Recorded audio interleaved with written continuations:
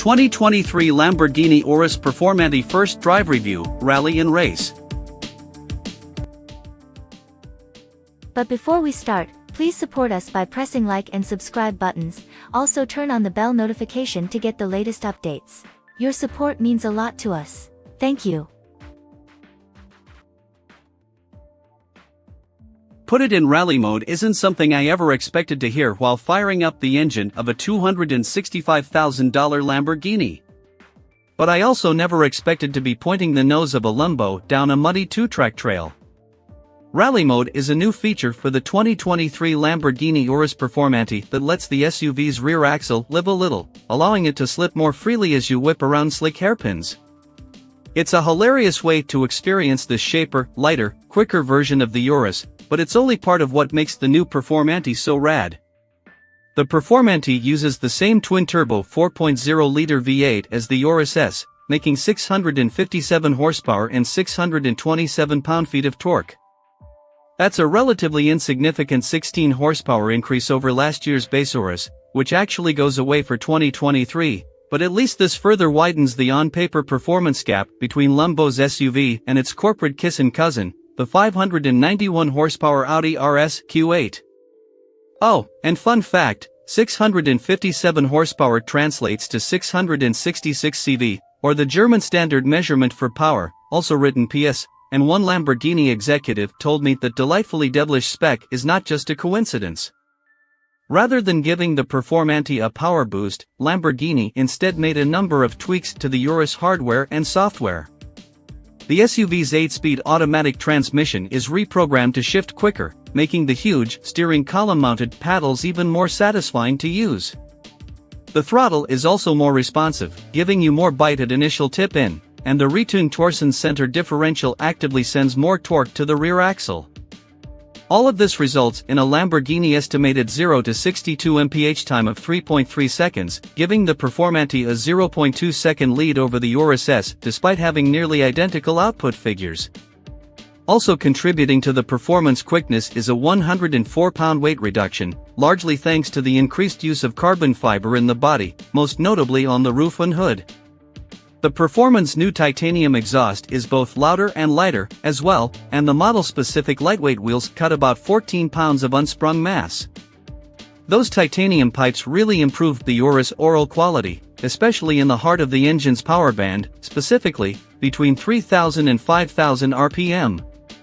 Stomp on the accelerator after sliding the Urus through a muddy corner and the shouty exhaust will accompany you all the way to the next turn, really amping up the visceral excitement of rally mode. That said, I wish the Urus wasn't so shy about putting down full power while countersteering, something you'll do a lot while sliding around a dirt track. But hey, at least the Performante sounds like the absolute business. It looks killer kicking up dusty rooster tails, too. On public roads, the front seats will likely be plenty comfortable, but man I wish they had more side bolstering to keep me from bouncing around on the track. The Urus Performante has Alcantara fabric absolutely everywhere, including the seats, and you can choose between a bench or a pair of buckets in the second row. Behind that, the Performante has just 21.7 cubic feet of cargo space, so a Home Depot hauler it is not. The rest of the cabin is just like any other Urus, meaning the center stack is a mess of toggles and levers and buttons and screens. But thankfully, those displays house a reworked version of Audi's nicely responsive and endlessly functional MMI multimedia software. The digital gauge cluster also looks great with its Lambo-specific drive mode displays and hella edgy fonts. Speaking of edgy, the Urus design continues to be, let's say, polarizing. But at least designers touched up the front fascia and got rid of those horrible painted grille veins, you know, the ones that look like tuning forks. A spoiler atop the hatch accounts for a 38% improvement in rear-end downforce and doesn't look too gaudy, either. Overall, Lamborghini says the Urus Performante has a 10% improvement in aero efficiency, not that this translates to any meaningful improvement in fuel economy. You're looking at 14 miles per gallon city, 19 miles per gallon highway, and 16 miles per gallon combined, assuming you drive this thing with a light foot, which, come on. Hefty fuel bills aren't really a problem for Urus buyers, of course, This SUV starts at $264,671 including a $3,995 destination charge, and that's before you go wild with Lamborghini's extensive personalization catalog.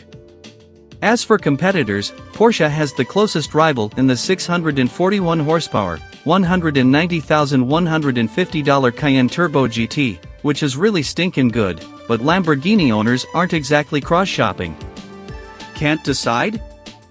Just get both. Absurd as that MSRP might seem for us mere mortals, it's exactly what you'd expect for an Italian supercar. The Urus Performante might be an SUV, but it offers a properly exotic driving experience.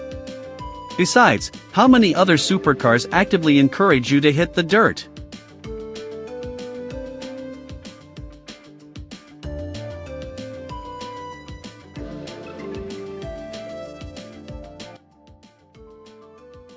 Thanks for watching. Drop a like. Leave a comment. And don't forget to subscribe to watch more videos like this.